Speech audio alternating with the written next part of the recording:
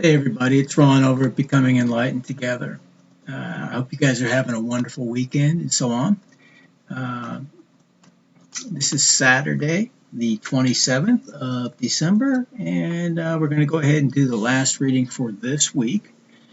See where we're at before we go into tomorrow, which of course Sunday starts a whole new week of energetic, interpretations and so on.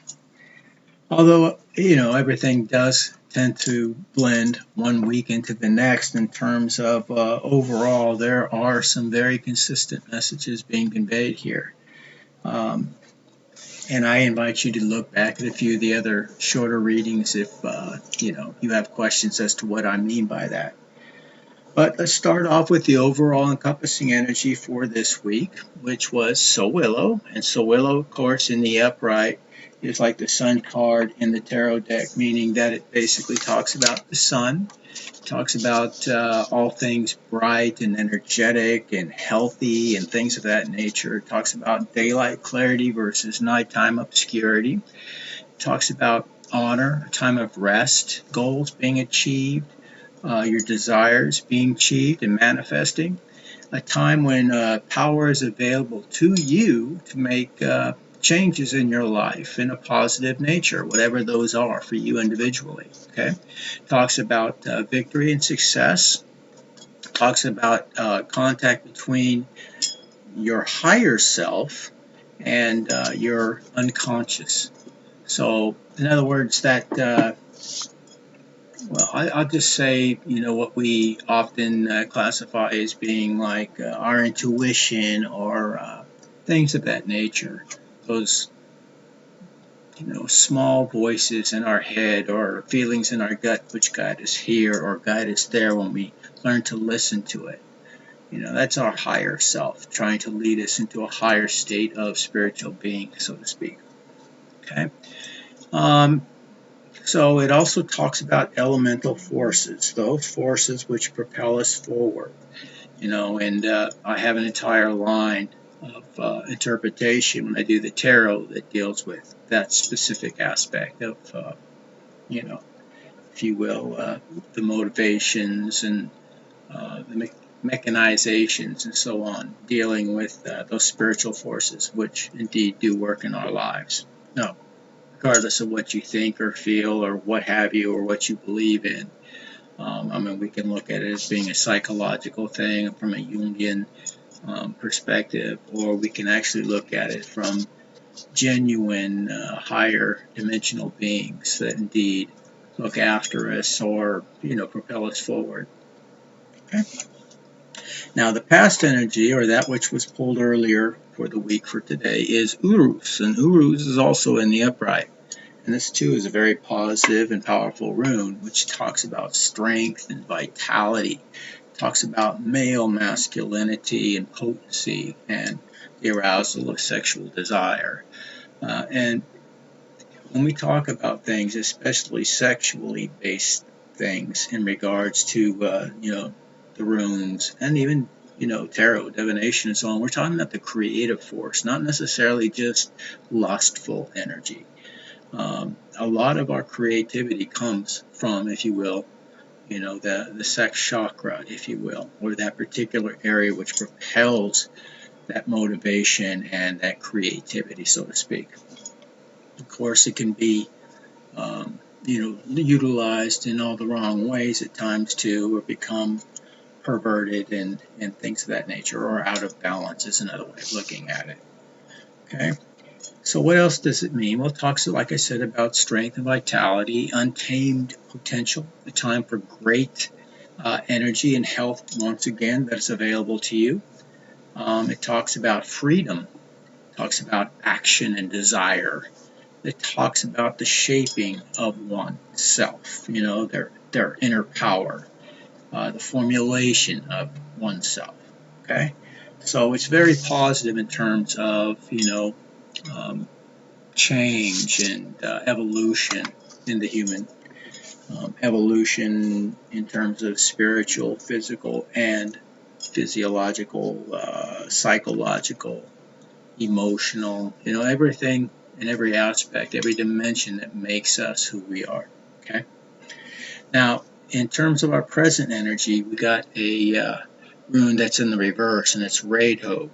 Reidho is often referred to as the sacred journey, but in reverse, it talks about the opposite. It's an upset of movement or plans, delays, unexpected travel versus well-planned travel and so on, a trip, a vacation, whatever the case may be. That's not what they're talking about. Talking about, well, you've got to pack up and go now, for this, that, or the other reason. It talks about crises. It talks about rigidity, perhaps being in a state of stasis or being static, not able to move. It talks about injustices, irrationality. It talks about being dislocated from your particular, place where you feel comfortable and so on and so forth. Whether it's your home, whether it's a city, state, whatever it may be. It talks about a demotion possibly in a job. It talks about perhaps being in a state of delusion. And unfortunately, once again, and it's this way all week, all month, in fact, many months now in a row, very consistently, the possibility of a death. Now, it could be a physical death, and from what I'm gathering, that's precisely what we're looking at here, but it could also mean, and it could mean in lieu of, or in place of, the death of a cycle, which often happens before the rebirth or a start of a new cycle. So, death, of course, is an inevitable part of everybody's existence here. So, but in this particular case, it looks like it is referring specifically to those who have been, for whatever reason or another, made us their enemy. Sometimes they're basically in some form of competition with us or with you personally. You don't even know about. I mean, you weren't giving any, if you will, understanding that somebody is competing with you. And they did not have your best interest at heart. I'll just leave it at that. And if you are working, if you have a place, in this journey where you are to help and to instruct and to guide the collective on any level, then, for them to come against you is coming up against, and I hate to use this form of terminology, but it's best, used in discussions like this, where the elect, those who are chosen, if you will, you're not going to win. I mean, you're going to lose. You're going to lose everything. You have no right to control another's destiny or fate, and to exercise your will over somebody else. Every one of the 7 deadly sins would apply in this particular case. Envy in particular, for whatever reason. I mean, you may not even see yourself as this, that, or the other thing, or whatever it is that they have built up in their mind, but for whatever reasons, they do. And, they fear you, or whatever the case may be, or as is often utilized, in terms of divination. I hear it said many, many times, your light irritates their demon, so to speak. And I don't like to speak about anything where it looks like you're being told that you're better than somebody else, or whatever the case may be. But let's face it, not all of us are created equally. We all have something to add to the collective, and if we choose not to share that particular gift or to try to steal another's, then you are taking away from the collective, and inevitably, and at some point in time, you're going to be basically disciplined for that, and that's where some of these people happen to be at this point. They just refuse to listen. They just refuse to change. They refuse to repent, using another vernacular and dogma. They refuse to grow, and they are doing everything in their power to block your journey as well, and they have no right to do so. So the higher realms will intervene at some point. They were given every imaginable chance and a great deal of time, and from everything that I have seen week after week, it's obvious that they have simply refused to do so. Now, that's not the case for every single buddy or person, I should say, that may be classified as being in a karmic energy, but it is the case for several. And again, we're seeing it week after week echoed here, so I have to say what I see. Now, the obstacles and challenges are Nalthus. Now, Nalthus looks the same, upright or reversed, as do 10 other runes, but in this particular case, this one is in the upright, and it talks about a person's needs, their need, their patience. It talks about omens of various types being present, obstacles, stressors. It talks about resistance, which leads to strength. Again, I always use the analogy of, when you get a cut or an open wound, it eventually scabs over and then heals and forms scar tissue, which is much harder than the original tissue. So it's harder to damage that same area again. Same thing with our inner psyche as well as our spiritual, if you will, existence, our spiritual energy. Once we've healed over a certain, wound, again, it builds that type of scar tissue, and I don't know how or what to call it or how to address it from the other planes of possibility we're talking about psychologically and spiritually, but it's the same concept that applies. Okay, so with Nalthus, we're looking at kind of the yin-yang. It does talk about needs, necessities, and things of that nature, but it also talks about self-reliance. It also talks about the power of the will to overcome conflict. So although it does address the typical conflicts that we all experience in life, not every day, but in our life, we do come across obstacles, hurdles, and things we have to get over. It's all part of the growing process. This rune also talks about the energy that's available that is counter to that negative, if we will, energy. So breakthroughs and things of that nature, okay? Survival, endurance, all of these types of positive attributes and so on. Endurance is extremely important because, almost everything that we want or desire is going to require not just, some physical participation, doing something, to bring forward or to show your actual sincerity in wanting that particular something. But you have to have endurance as well, because you're not going to get it in most cases immediately. Sometimes that happens, and that's a blessing, but it doesn't happen that way typically. You're going to be, in a sense, tested, and your endurance is going to have to, prove indeed your desire for that something. And I don't want to keep using myself as a perfect example of that proof, but many of us have experienced this where we know that something is going to change, we know that things are going to get better, or we know that something we desire, want, or need is going to manifest, but it doesn't happen in the timing that we want. And that's, again, God's timing versus yours. But if you're dedicated and you're disciplined and you show the endurance and everything else, yes, inevitably you will get to the other side of that finish line. It's a lot of times people quit right before they get there. You get to just to the point or the brink of this is just too much, or I've been overlooked or forgotten or whatever. And if you go just another step further, that's when it happens. Okay? So it's with that in mind that I wish and hope to encourage you to not give up. I've been there.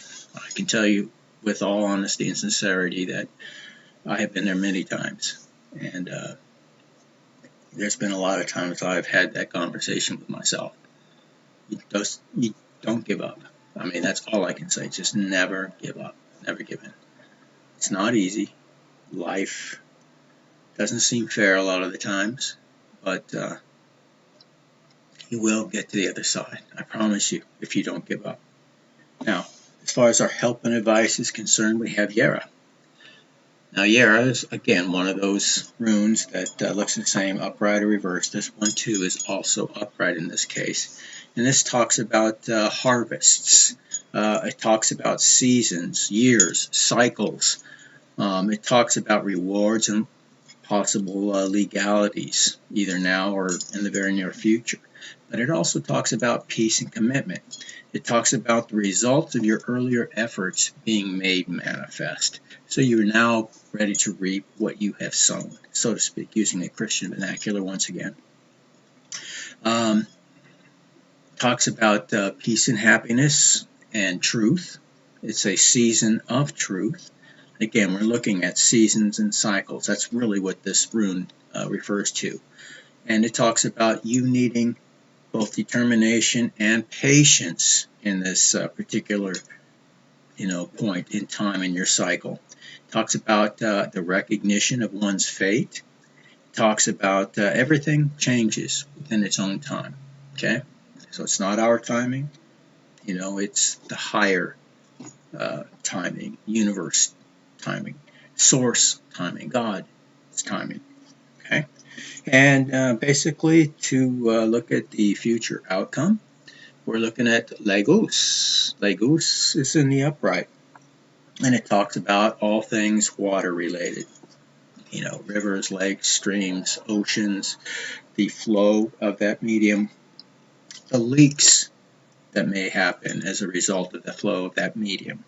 And it also refers to one of the four elements, which water relates to emotions specifically. So all things regarding, the emotional or the feminine aspect of our humanity.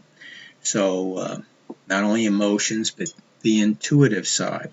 The feminine is the intuitive energy that we have or embody. And men and women both have masculine and feminine characteristics and traits and attributes. And that's why I believe, even though I've heard others argue against it, one of the things that we learn to do in this life is to balance those energies out, to truly grasp and understand those things which are not ordinarily a part of our physiological makeup. A man being masculine doesn't always mean that you have to be gruff and have all the answers and basically,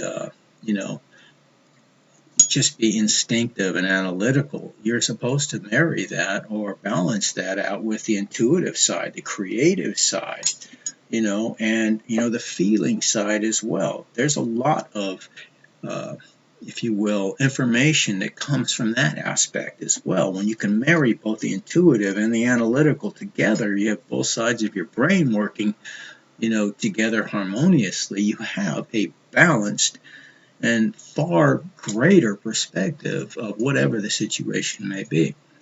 And that's my argument or counter-argument to those who argue that you don't have to balance anything in this world. I'm not saying you're wrong. I'm just saying that it just makes more sense, not just logically, but also in my gut. I feel it makes more sense. It seems right. It feels right. I see many reasons and roads that point to that being right. So that's why I hold on to that belief system. And of course, finding truth in this world, again, using a Christian belief, where this world is one of lies and misconceptions and deliberate, misdirection. And, from the moment we're born, we're basically lied to. And that's something I can simply develop from multiple different angles and places. From our educational system to our systems of government to our systems of healthcare and all of these things. They're actually an oxymoron to everything most of us believe that they truly are supposed to represent. And what I mean by that is, for example, our healthcare system seems to be counterintuitive, and it doesn't bring about good health. It actually produces negative health, where you become dependent upon pharmaceutical, and maybe even barbaric types of surgical necessities versus learning how to eat better, how to drink pure, clean water, how to breathe, clean air, how to get out in nature, to absorb sunlight, to ground yourself, and all these things which actually, since we are part of nature physiologically, to stop ignoring the things that are literally all around us that show us the truth, and stop listening to people who do not benefit from your knowledge and insights and understanding of reality and truth, but they benefit from your ignorance and from your willful obedience to whatever it is that benefits them financially, or from having or gaining some form of power that you willingly give to them. Remember, everything is energy, and everything every day that we do is some form of exchange of that energy. And one way to look at it is I give a certain amount of my time, my experience, and ability, into a company, and I'm expected to produce or receive a certain amount of money, which is another form of energy, in return for that. But other people control the value of that money. So even though I'm doing the same work or greater, as time goes on, that's the way it usually works, the money itself is worth less and less and less. So they're finding ways of siphoning your life force, your energy away from you without your ever being aware of it. And it happens in so many other exchanges that we go through every single day. So the more you see it for what it is and understand it for what it is, the more you realize that's what this world has become, a way of hijacking individual energy, siphoning true psychic vampires, if you will.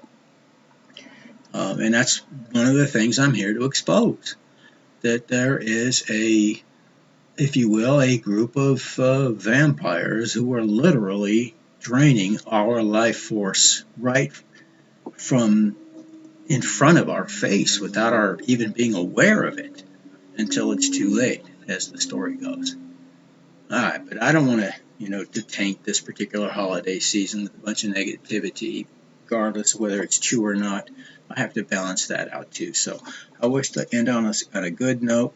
The energy that we have overall for today is very good, and it's a great way to close out our our exiting of Christmas, Yule, winter solstice, and everything else, and entering into what we classify as the new year. Again, another form of truth which has been hijacked from us. But I'll get into that in another day and time. It doesn't matter. We're still all more or less taking this time to celebrate this, what we presume is a holiday that brings or ushers in a new year. Okay. So with that being said, I hope it's a wonderful one for you. Tomorrow I will do the typical week in advance rune pull. That means every day for next week ahead of schedule. Every Sunday I pull Sunday all the way to the next Sunday to get an idea of what our energy looks like. Today it looks very positive, with the exception of the reminder, of course, that somebody that we know, somebody who has made us an